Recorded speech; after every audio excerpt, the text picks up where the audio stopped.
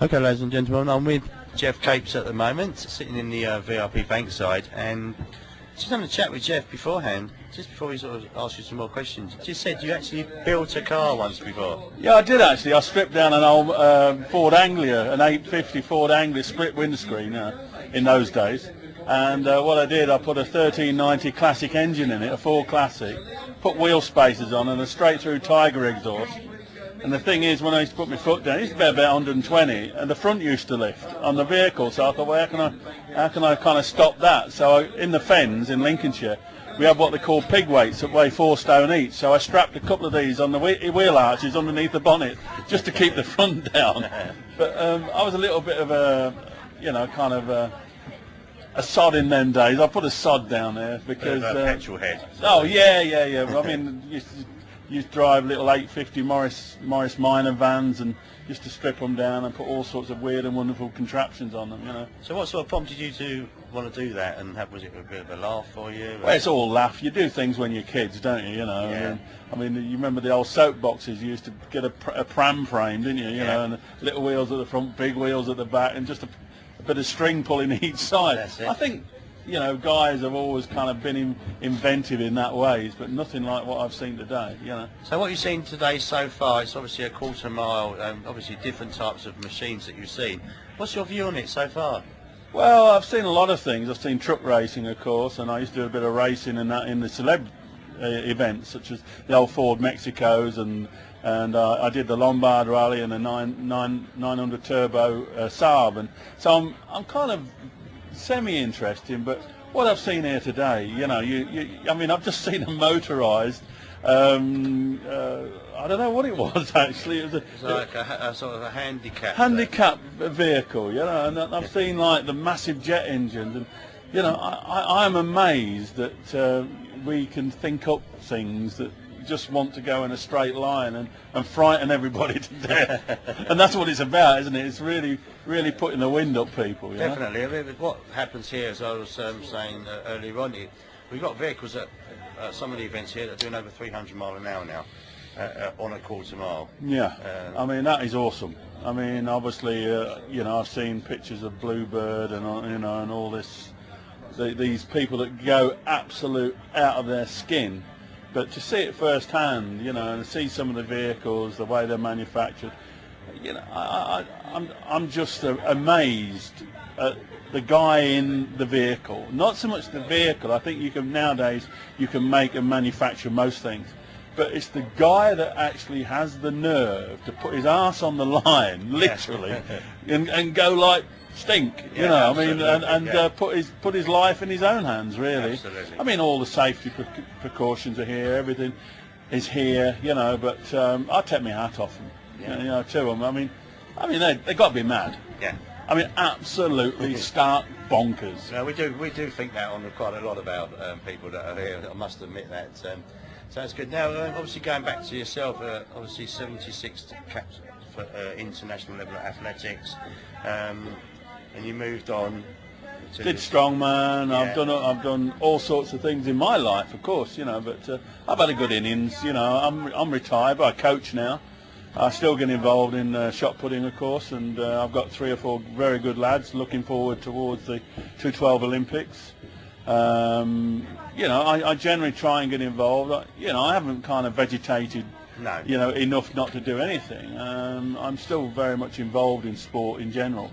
Yeah. But behind the scenes. What sort of things are you coaching? Is it shot putting? Oh, shot putting, of course, yeah.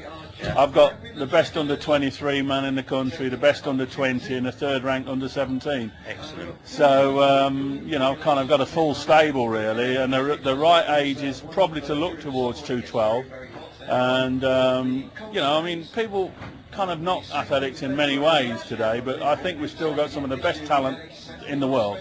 Yeah. And it's just bringing that talent out. When someone's at the age of, say, like you just said, 17, that's a very tricky age. I know in the sort of other sports like football, they sort of meet girls, they want to. Hey, that's true. Is this where you've got to sort of educate them and mentor them? Really? It is a mentor. You become a friend. It's not just coach. The coach, it's American kind of saying, but you kind of educate them on what's out there in the world. I've been very fortunate in my career to travel the world so many different times doing different things, you know.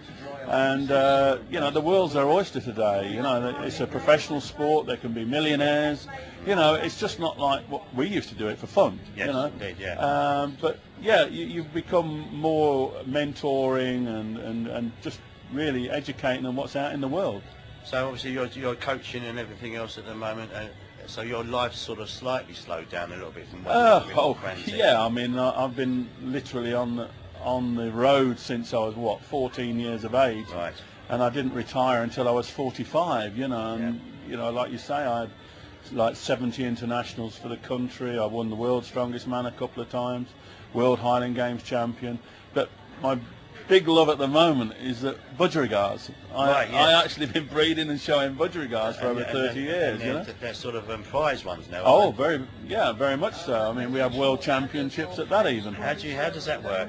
Well, it's like a good woman, really. You know, they you know, you pick the best one in your own eyes. But no, we have kind of ideals and rules and regulations, just like a dog show, cat show, horse show.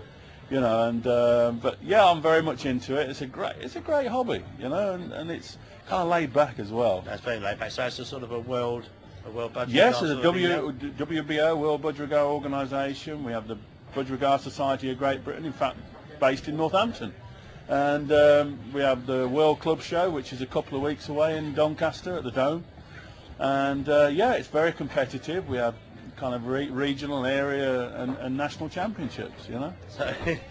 So going from holding great big weights in your hands to having little budgerigars on your hands, it's quite funny really, because people always said that, you know, why budgerigars? It's like everything else in sport, or many sporting events. The person themselves is very aggressive, you know, very competitive in our own minds and the way we act and respond to things, and we need an opposite.